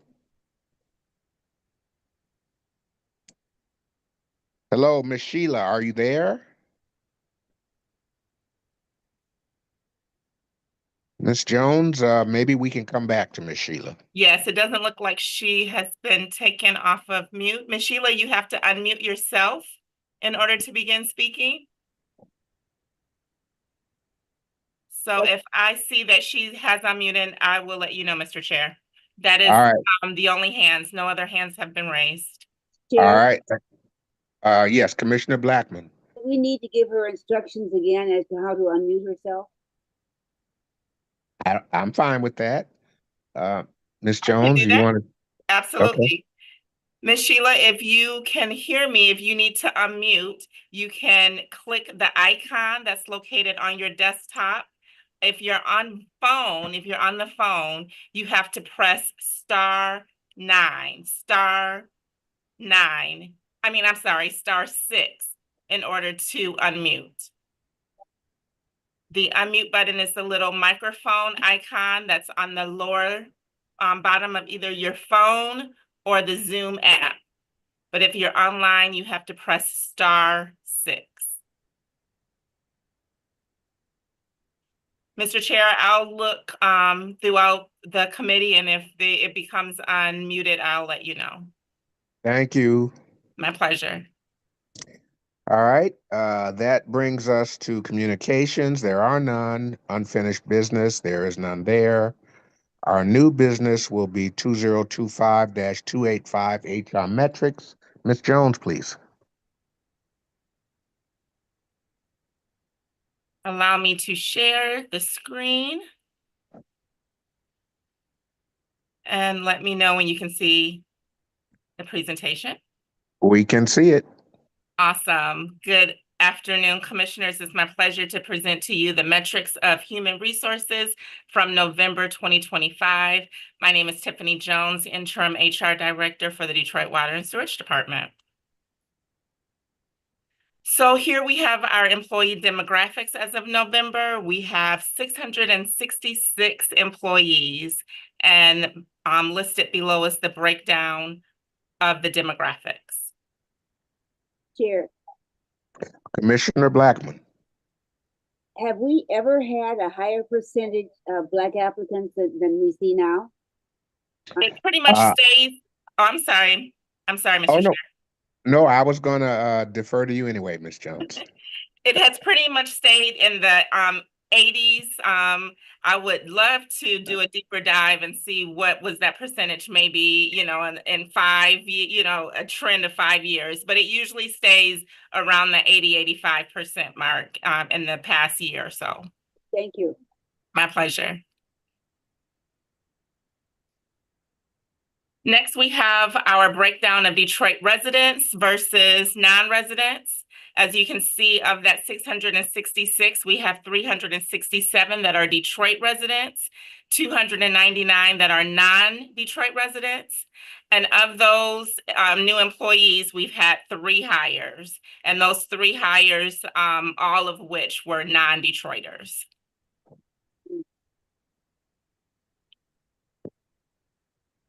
Here's the breakdown of our employees by county. And again, Wayne County has historically been our largest county that we employ. Over 73% in Wayne County.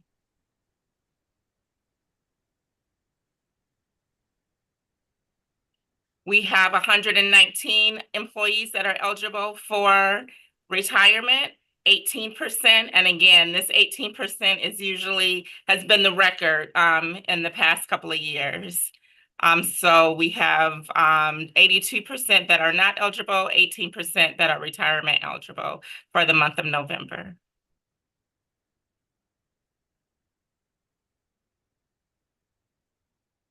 Here are our open recs.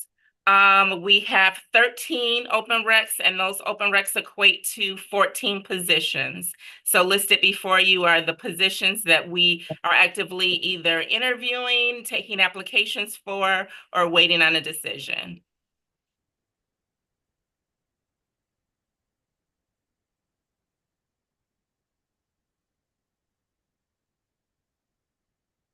And lastly, in our planning calendar, I would like to bring you up to date on some of our training and development efforts. In the month of this year, well, in 2025, in February, a new act went into effect. It was called the Michigan's Earned Sick Time Act. We DWSD took it into effect starting July 1 of this year. The act requires eligible employees to receive a maximum of 72 hours or 9 days that are paid sick time if it is a qualifying reason, without fear of retaliation or discipline. So we had to, my training and development team had to train our employees on the proper use of the ESTA hours and how it relates to other existing city benefits. So we started the training in October. We started with the biggest divisions, customer service and operations, and we will be complete with the other divisions by the end of the year. But this is a new benefit for our employees. They get 9 days of protected sick time that they can use for them or their family member. It has to be a qualifying event, but they can use it without any harm that will be discipline or not getting a merit. So they will have those 72 hours. So training will be complete by the end of the year.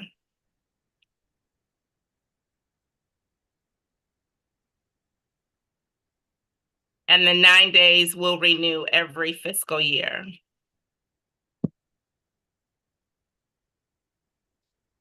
We are up to date with the planning calendar. Nothing has been changed or updated. And that concludes my report. Chair. Thank you, Ms. Jones. Commissioner Blackman? So the 9 days are not cumulative. They're 9 days every year unto themselves. Is that correct? That's correct. It does not roll over. It's 72 hours maximum. Okay, thank you. You're welcome. All right, colleagues. All right, we just covered the metrics and planning calendar. Are there any other matters that need to come before our committee? If not, our next meeting is January 13th, 2026. Is there a motion to adjourn? Move adjournment, Mr. Chair. All right, we stand adjourned. Thank you. Everybody have a great weekend. Thank you. Thank you. Appreciate it. Okay, so we have 5 minutes for the Legal and Government Affairs meeting.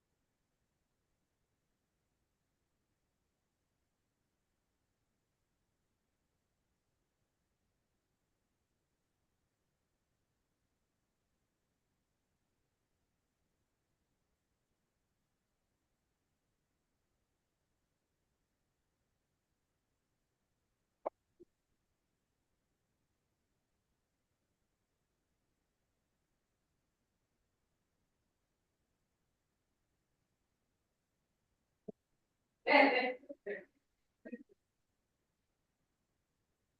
it is 3:15. Commissioner Kinlock.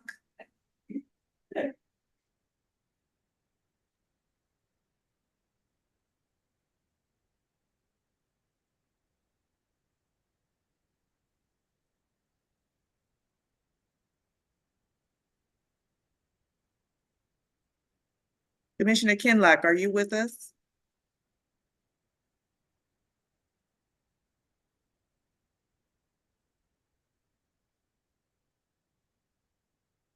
Commissioner Einhauser or Blackman, would you like to start the meeting? Now we'll check with Kinlock. Go ahead, Mary. All right, Mr. Chair. I'd like to call the legal committee to order at, let me see the time, whatever time it is. What is the exact time? 3:16, Madam Chair. Thank you very much. Madam Secretary, would you please call the roll? Commissioner Blackman, President Detroit. Commissioner Einhauser, Present, Detroit. Chairperson Kinlock is excused, but I'm sure he'll join us shortly. Thank Madam Chair, we have a quorum. Thank you. We'll now move on to the approval of the agenda. Is there a motion? I move we approve the agenda as presented. I would second that. All those in favor, please say aye. Aye. Aye. Opposed, nay. Motion carried. The next item is the approval of the minutes of November 5th, 2025. Is there a motion? I move we approve the minutes as presented. And I would second that. All those in favor of the motion, please say aye. Aye. Aye. Opposed, nay. Motion carried. I should say approval of minutes is approved. Next item is public participation. Is there anyone in the audience who has indicated a desire to speak before this committee? Madam Chair, there are no hands raised. Thank you very much. We'll close public participation and then move on to communication. The next item is item 6A, 2025-292, receipt of correspondence. Is there a motion? I move that we receive and file the correspondence. And I would support that. Any discussion? Okay, I'm here. 1 second. Okay, well, we're in the middle of a motion, so we'll go ahead and finish and then you will take over. Okay, let's see. Okay, can you hear me? I'm sorry. We're at 6A. I can hear you. Yes. Okay. We have a motion and a support for 6A. Okay. So you want to continue the meeting or would you like me to proceed? Take over, Mr. Chair. Okay, we're at 6A. Yes, and we have a motion and a second. Okay, all in favor of the motion signify by saying aye. Aye. Aye. Those opposed, this item stands approved. The next item on the agenda is item B, 2025-293, receipt of correspondence. This is the litigation report for November. Are there any questions associated with the litigation report? And if not, we will entertain a motion to receive and file. I would so move. Is there support? Support. It's been moved and supported to receive and file the litigation report. All those in favor signify by saying aye. Aye. Aye. Those opposed? This item stands approved. Next item on the agenda is unfinished business. There is none. Next item is new business. Under new business, we have environmental and health and safety. And at this point, I would like to ask who is here to Mr. Chairman, this is General Counsel Scott McGriff. We have today the manager of safety, environmental health and safety, Natasha Hooten, who will be making this presentation for the board. Okay, thank you. Do we need the motion first or? It's just a presentation. Oh, okay. Mm-hmm. Good afternoon, Mr. Chair, Commissioners, and all attendees. Again, I'm Natasha Hooten, the Environmental Health and Safety Manager for DWSD, and I will be going over our health and safety metrics. Thank you. Thank you, and allow me to share my screen.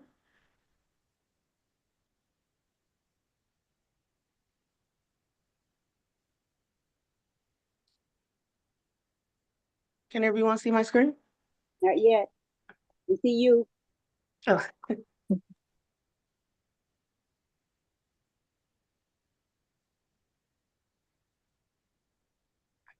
Did it show up yet? Not yet. It's not on my screen.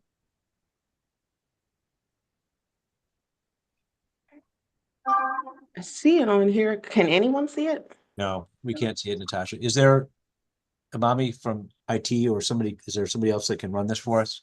Run the presentation? I don't have the presentation, but if you email it to me, I can show it real quick. Okay. General Counsel, I'm getting Yeah. ready to show it. Okay, thank you, Tamara. Did this work?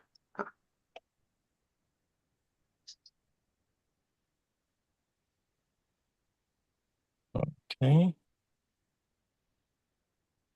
Okay, Natasha, Tamara is showing can you see Tamara's presentation on your screen? Well, I still see mine. Yeah, I see the report, health and environmental safety. Okay, but I can see it now. I see the First page. first slide. Yes. Yeah. Just instruct Tamara and she'll switch the slides for you.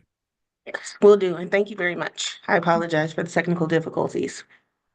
So starting off, we're talking about the injuries for 2025. We've had 37 injuries, 11 near misses. So there was actually no injury, for a total of 48 incidents.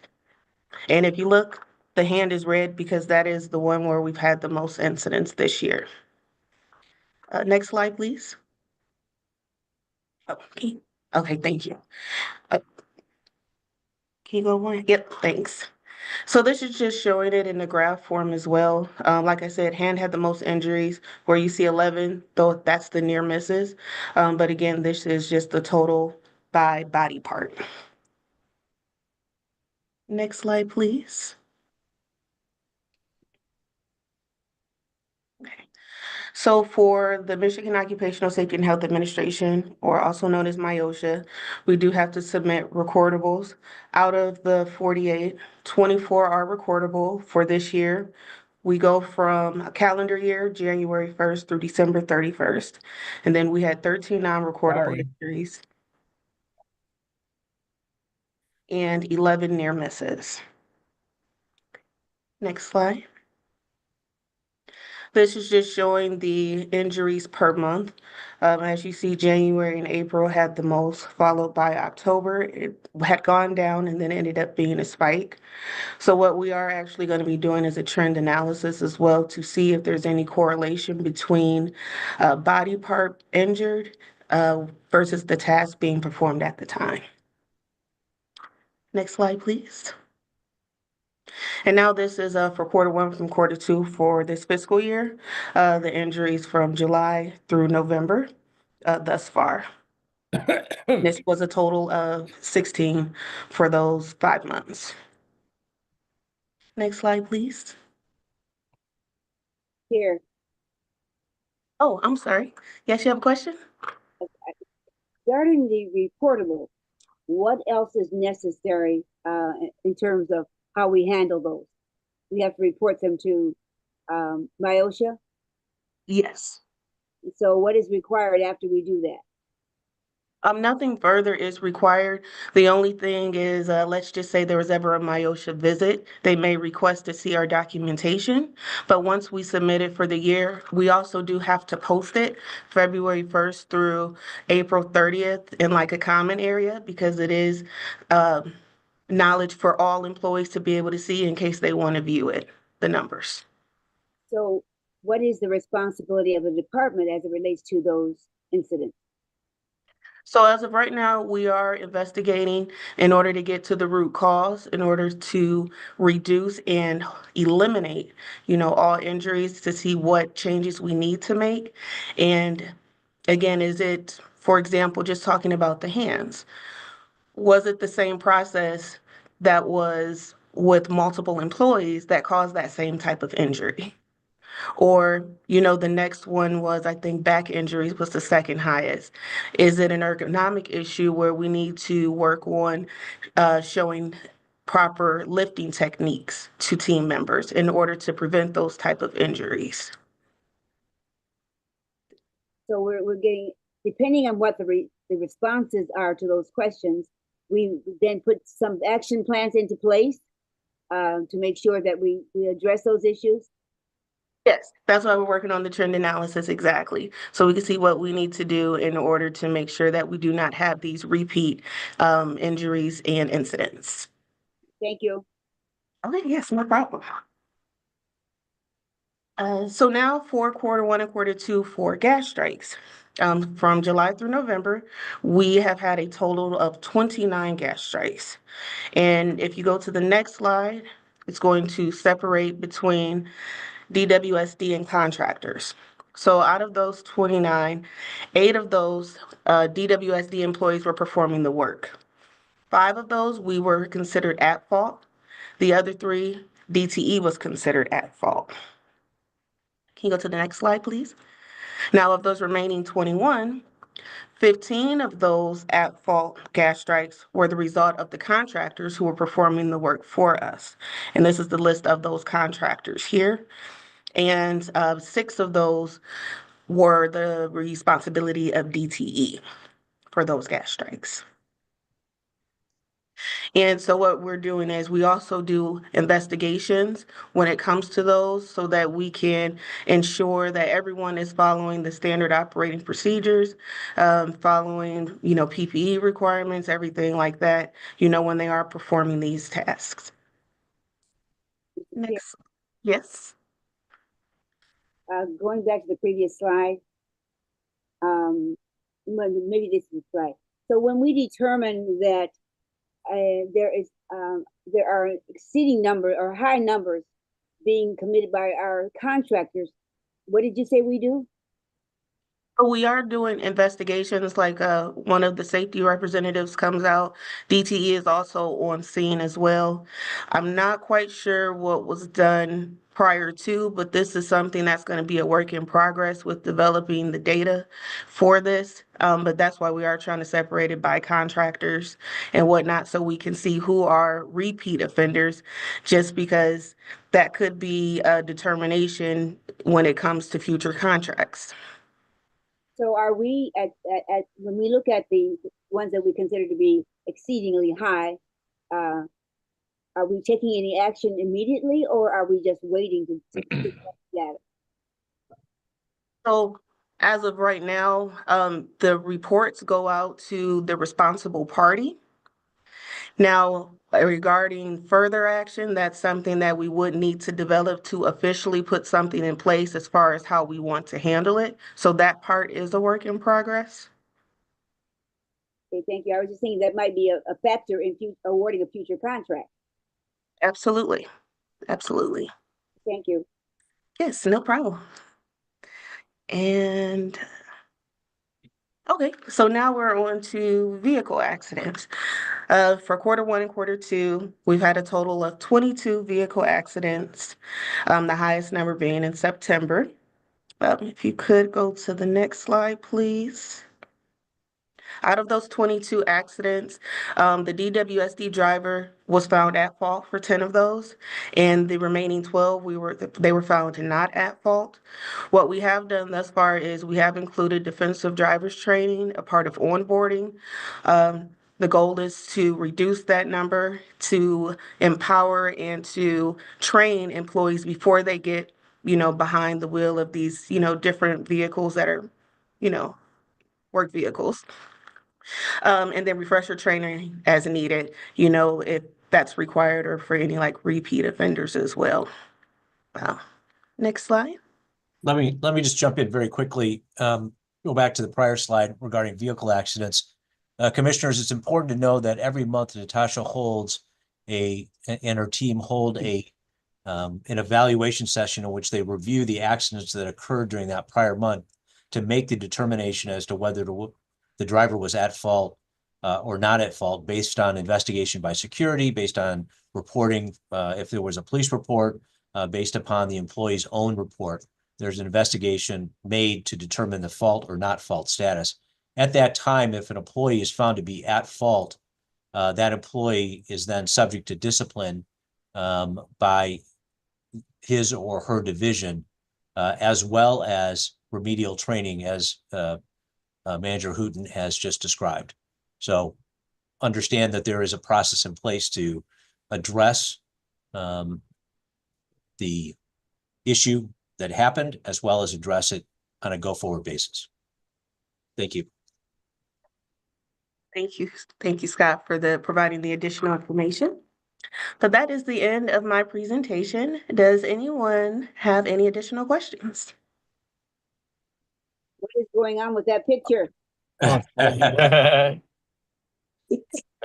I want to jump in very quickly too and commend the Manager Hooten on her efforts. She's undertaking to revamp our entire environmental health and safety program.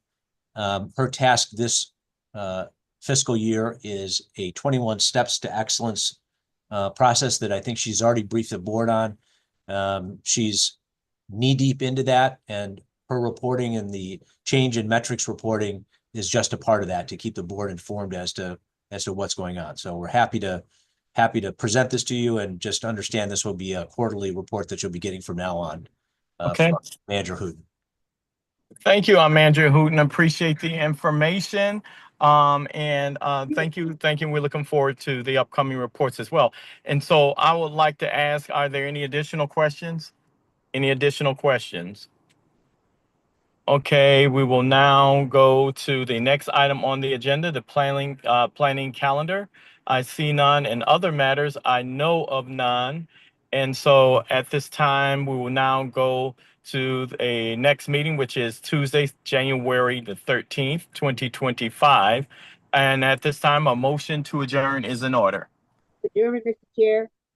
Support. Been moved in support to adjourn. All those in favor signify by saying aye. Aye. Those opposed, the meeting is adjourned. Thank you all. Thank you all.